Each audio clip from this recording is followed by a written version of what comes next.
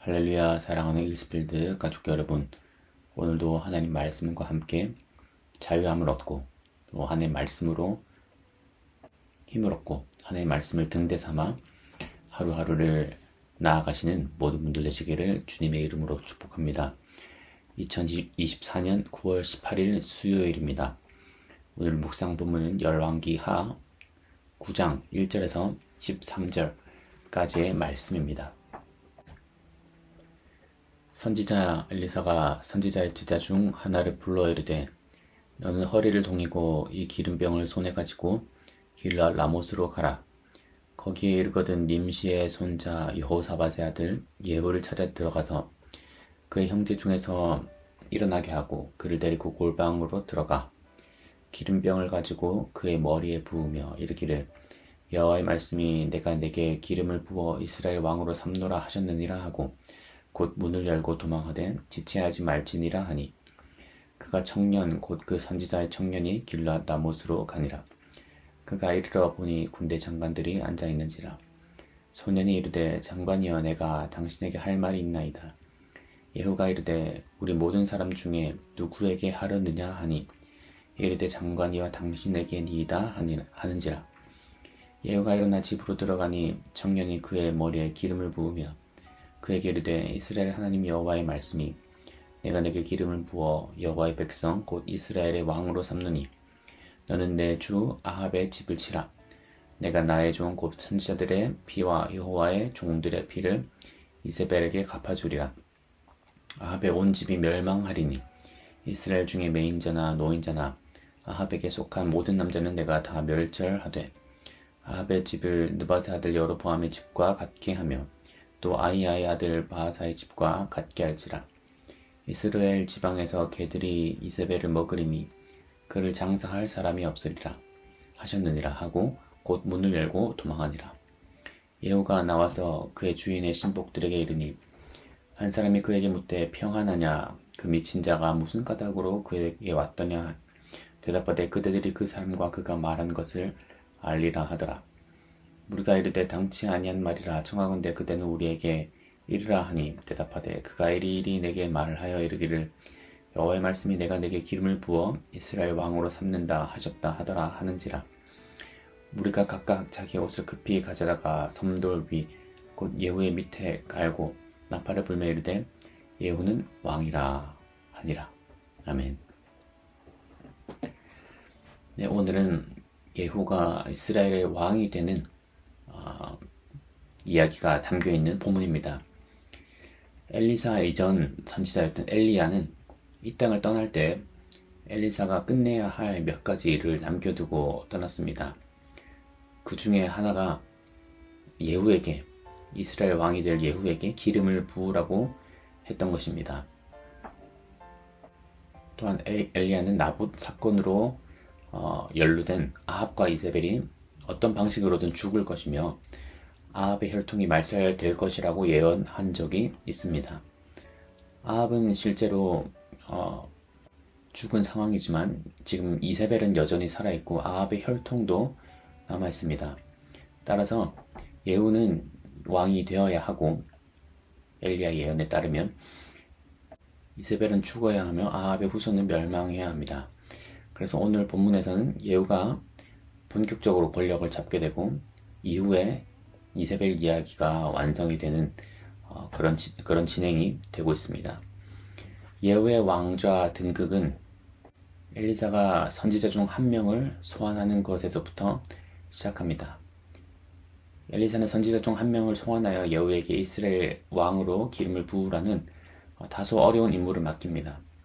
엘리사는 예후에게 기름을 붓자마자 선지자에게 달려가라고 지시하기 때문에 이 임무는 조금 위험해 보이는 그런 측면이 있습니다. 엘리사가 지금 직접 가지 않고 선지자 중 한 명을 대신 보내는 이유는 명시되어 있지 않지만 아마도 그의 존재가 매우 눈에 띌 것이기 때문일 것이라고 생각됩니다. 또한 엘리사가 예후에게 기름을 부은 직후 그 선지자에게 도망치라고 명령한 이유는 아마도 예후가 성급하고 무자비한 사람이라는 평판 때문이었을 것입니다. 그래서 젊은 선지자는 순종하여서 라못 길르앗에 있는 예후의 진영으로 향합니다. 그는 한 번도 만난 적이 없는 예후를 한 무리의 장교들 속에서 발견합니다. 아마도 이것은 예언자의 능력을 나타내는 것일지도 모르겠습니다. 예언은 선지자를 사적인 장소로 데려가서 젊은 선지자로부터 말씀을 듣습니다. 엘리사가 지시한 대로 예후를 왕으로 선포하자마자 젊은 선지자는 달려가는 대신 예후에게 아합의 혈통과 이세벨에 대한 엘리야의 예언이 실현될 수 있도록 그가 왕좌에 오를 것이라고 말합니다.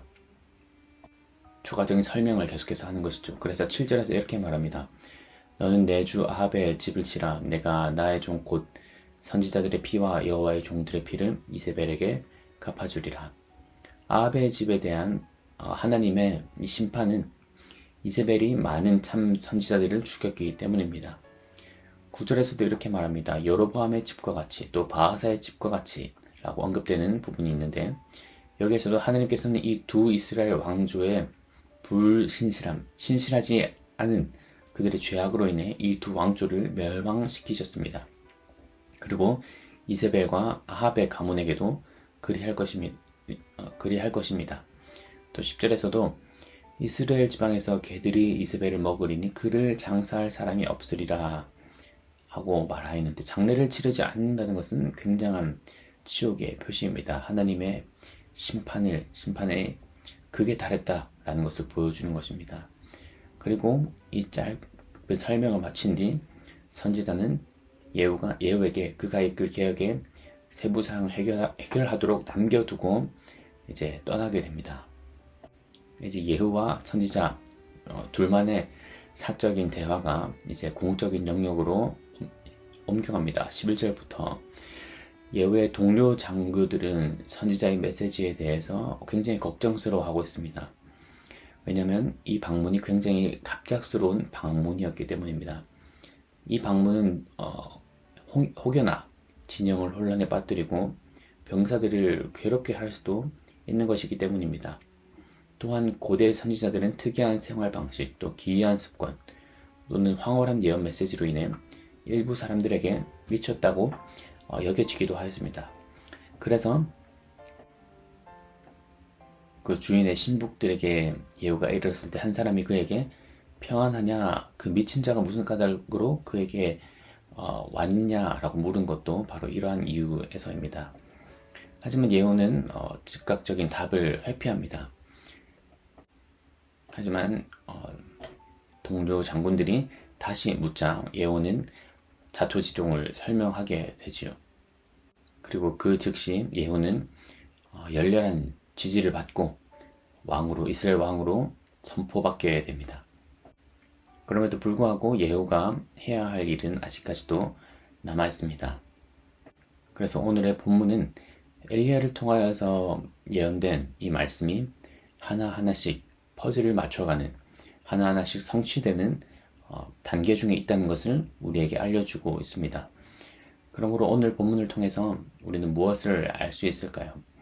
첫 번째로는 하나님의 주권과 그 도구로서 사람이 사용된다는 것을 알 수 있습니다.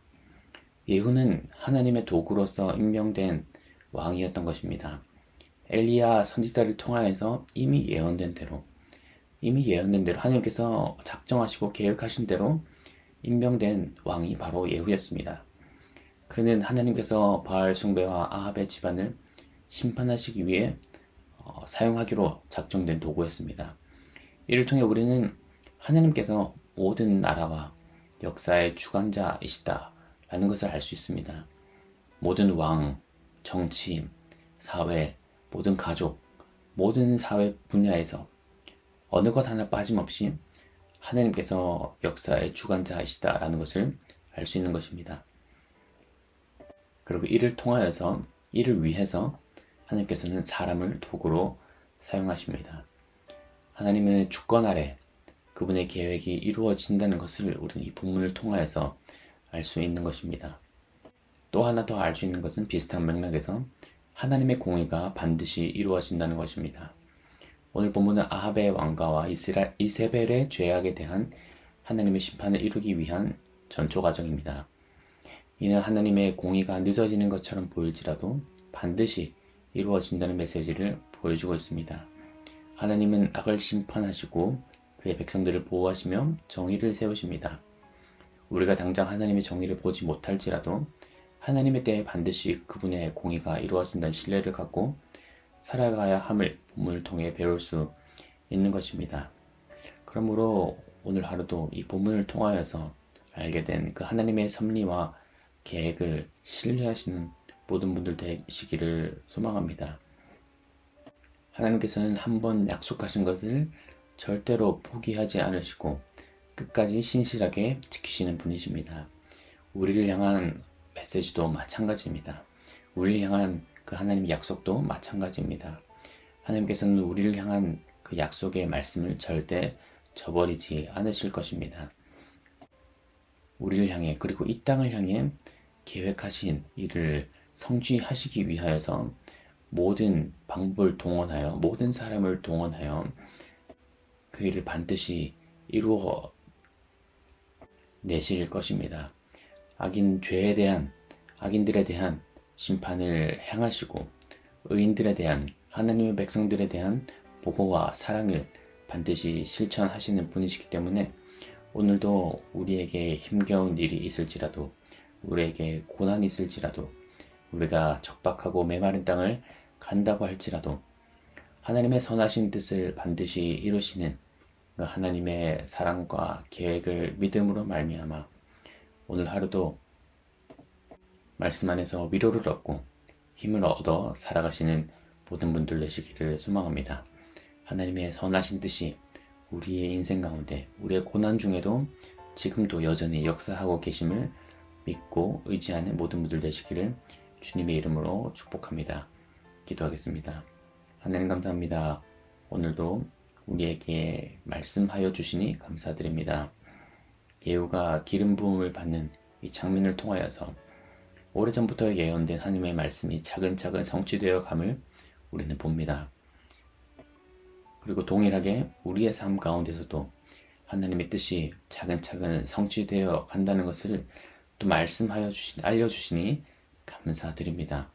우리 더욱더 하나님의 계획과 뜻을 의지할 수 있도록 도와주시고 비록 우리 눈에 그렇지 않아 보일지라도 우리의 생각에는 그렇지 않아 보일지라도 하나님께서 반드시 선하신 뜻을 이루신다는 믿음을 가지고 오늘 하루를 살아가는 우리가 될 수 있도록 도와주시옵소서. 감사드리며 예수 그리스도의 이름으로 기도드렸습니다. 아멘.